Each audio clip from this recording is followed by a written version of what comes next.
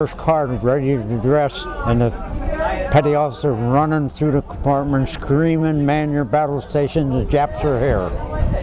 So I just dropped everything and ran to my battle station, which was down in the lower holes, sending ammo up to the ice. So that's what happened that day for the early part. What ship were you on? I was on the USS Castor, AKS-1. We moved our West Coast support, or front protection line out to the islands. We had gasoline tankers to take care of the ships. We had ammunition ships to take care of that problem. We had oil tankers take that there. They didn't have a ship coded to take care of the daily routine expendables. So they went to Brooklyn and they bought the Challenge from the Merchant Marines, renamed her the Castor, and then called for a crew. And I was one of the fortunate ones to go aboard. And we put her in commission in Brooklyn, and we sailed through the canal to be home ported in Oakland, California. And that would be our home base for operating. How old were you when you joined the? I was 22 on that day. So did you have any friends that you knew that died, like good friends? I know of one friend that died, but he didn't die on the ship. I was a reservist, and we got called active duty to man the ship. And one of our fellows, a friend of mine, he worked at Kodak in New York, Rochester, New York, and he got transferred to a carrier. And in the operations, a plane came in crippled when it landed, and out of control, ran into the island, and he, as the photographer, was in that position to catch the plane landing and everything, and he got killed. Wow. Aboard our ship, we didn't have any casualties, fortunately. We were tied up at Mary's Point, and Mary's Point is like here, and the battleships are over here, and this is island. Water, torpedoes can't put their torpedoes in the land, they have to come from this way. So my ship was here, and they coming on their approach at about 35, 40 feet off the there to drop their torpedoes into the battleships. And machine gun my ship only. Oh wow.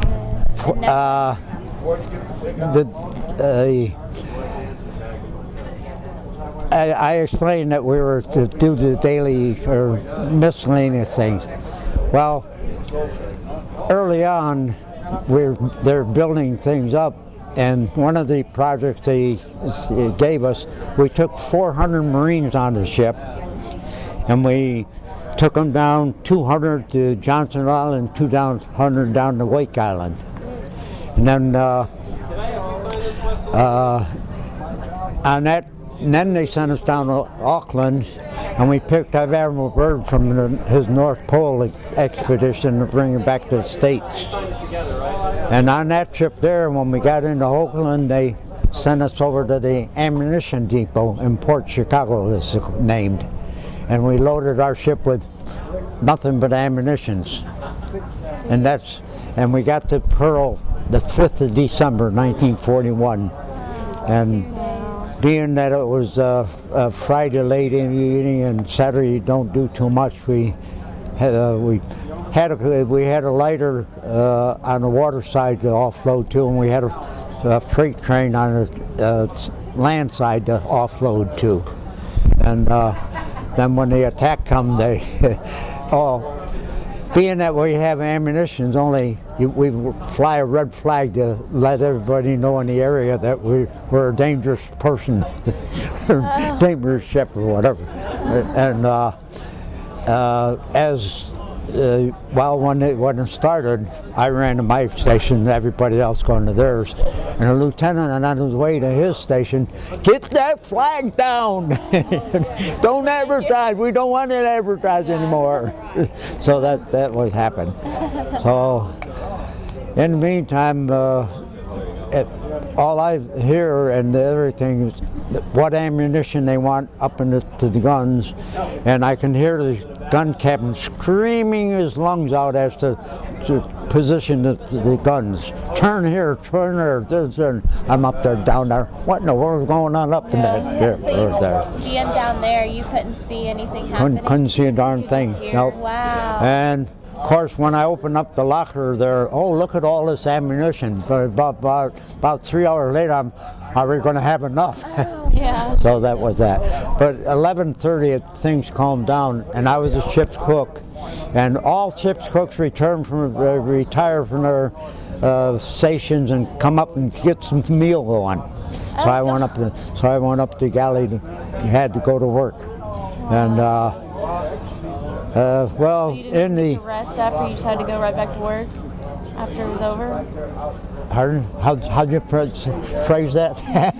So you had to go back to work right after it was over, go cook? Oh yeah, because we had, the emergency had come, so you had to help the guys out to get squared away. Yeah. So you had to chip in, and that's the first time during the process one of the fellows popped up. Do you remember what we have on board? And that was the first time. Yeah. One little bomb on us, and where we're positioned, the oil storage farm for the ships is over here, and down right here is the submarine base. If they hit our ship, there goes the submarine base, there goes the oil storage, and there goes me. Yeah. But fortunately, they didn't do that. I learned in later years, I knew this to start with, but I learned the information later. They had 3 raids planned. The first raid was to take out the aircraft so they couldn't get up to fight. The second one was to get the battle divisions. And the third was mop up, get what's left over. And my group was in the mop up. So, that was bad. and when they had misinformation that the carriers were all in, that was another thing that happened that was crazy. We had 3 battle divisions, and never should all 3 battle divisions be in port at the same time. Well, a couple of weeks before this happened, Washington got nervous about something or other, so they called for prepare for sabotage. Okay, sabotage on their airfields. They bring the planes all in a close little pack so they can monitor them more easily. And I don't know how this happened. All 3 battle divisions were called into port. And about 7 o'clock in the morning, we have outside of the entrance to the area was restricted waters. No ships should be in there at all. And we have a destroyer patrolling. The destroyer got a sounding and dropped depth charges. And the submarine started coming up, and they put a hole through his conning tower and sank it. So they made their reports to the channel that they should, and they disregarded it. Radar was just coming into effect.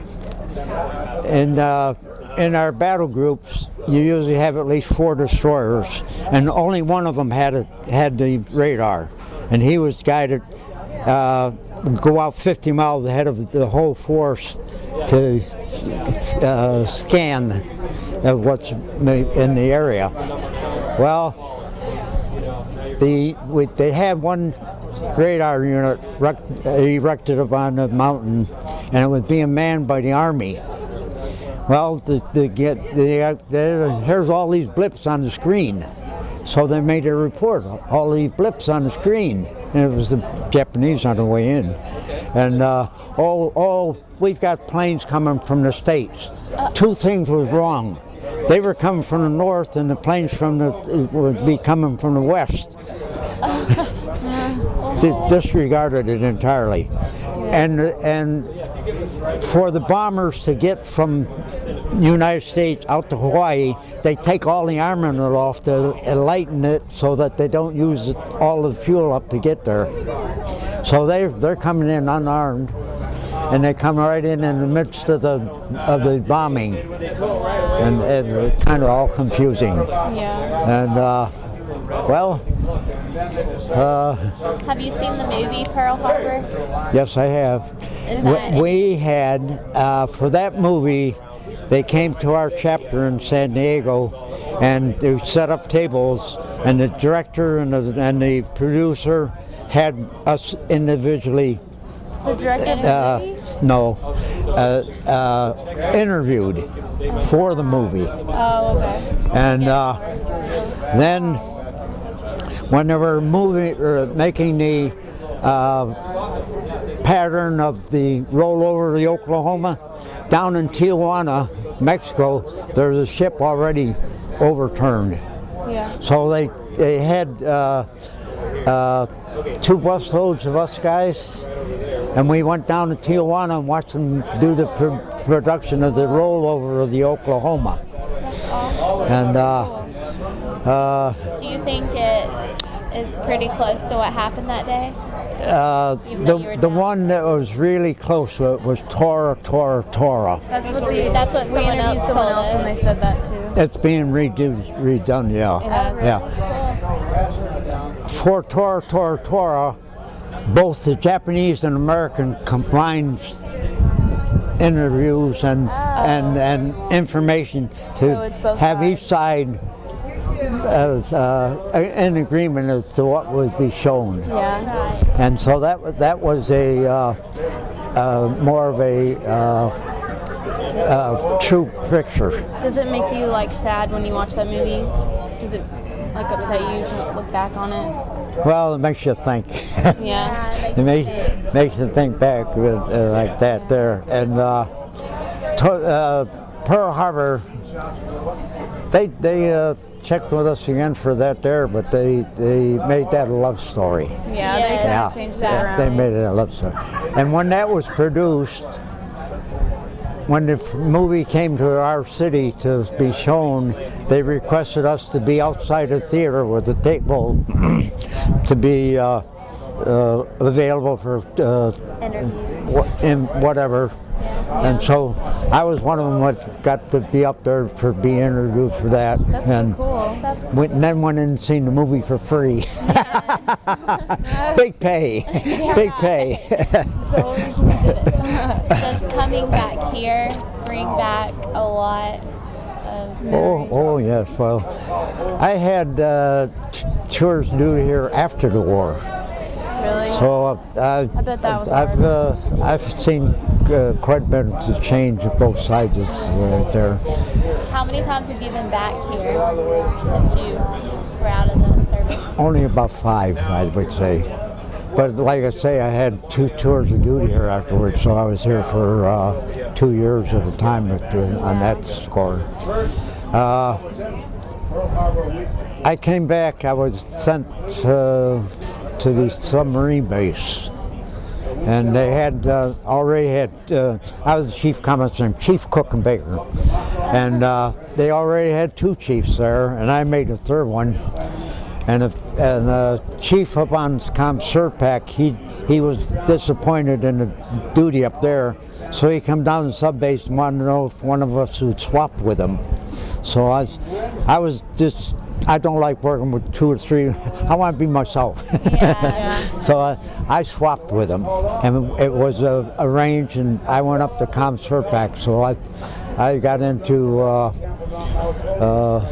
well, when you're on the staff of command, periodically you go aboard all of the ships all the time to see how they're working. And in my specialty, when I went aboard ships, I was checking the preparation of meals and cooking of them, and make recommendations or whatever. So, and on that assignment also, it came about that they would want to do away with warrant officers and increase the enlisted ratings from E7 to E8 and E9, 2 more steps of advancement. So I was in on the spouse come to my desk and said, "Chief, what ships in the Surpac should have E8s and E9s?" So I made recommendations, going through all the records and everything. I made recommendations for that. Yeah. I retired E9.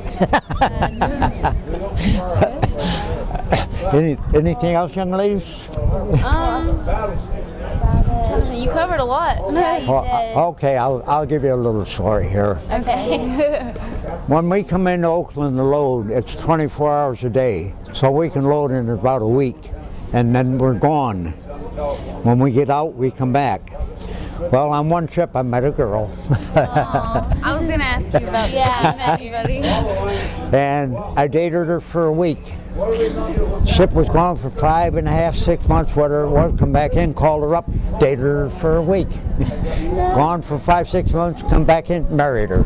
That's so cute. That's so sweet. How long were y'all married? 56 years. Wow. 56 years. She lost her to cancer. Really? Yeah. So that's Did you guys I like have that kids? little story. That is really. Did you guys have kids? I got one daughter. Really? One Is she daughter. here with you? I got she's in Escondido. Oh. And I got 2 grandsons and I got 2 great-grandchildren. Wow. Big family. Well, thank you so much. For I've this. reached I'm 91. You are. Wow. So I'm looking at the end of the line. Well, you have a really. Anything else, young man? Anything? I think you've covered all of it. Yeah. Thank you. We so have our society, our chapter, but on the sideline there's a fellow that was on Fort Island at 13 years old, and he was put to work loading ammunition belts, and he has bought a home in Bonita, and he's developed it into a museum like. Wow. And the lower, it's about a 3-level deal. And the lower level, he's got one section with all kinds of Japanese apparatus and materials that they use in war. This section is Germans, is all that like that. All the rest of it is us. Our American style. And there was a German pilot that used to come to the meeting every week, and he had his stories too, but his wife passed away, and since his wife passed away, he's kind of sporadic, and when he comes, he doesn't come as steady as he used to do. But he'd tell his German stories, and we'd tell her, and we'd all laugh together. Yeah, sweet. And this group is developed into that we've got a retired Navy pilot that comes. We got 2 retired chiefs that come. We got 2 ex-school teachers that come, and then of course the body of the rest of us is the makeup of it there. And the pilot, every week he brings a birthday cake because there's somebody with a birthday all the time. So we have a birthday. And John is called to cut it because I was the cook and serve it. So we and throughout his home, he's got pictures of San Diego today and yesteryear, and he's got in rooms where we meet in particular. He's got an ice box that we used in the meat market. And he's got old time, I don't know if it was in your style those days or not, but when you went into a restaurant,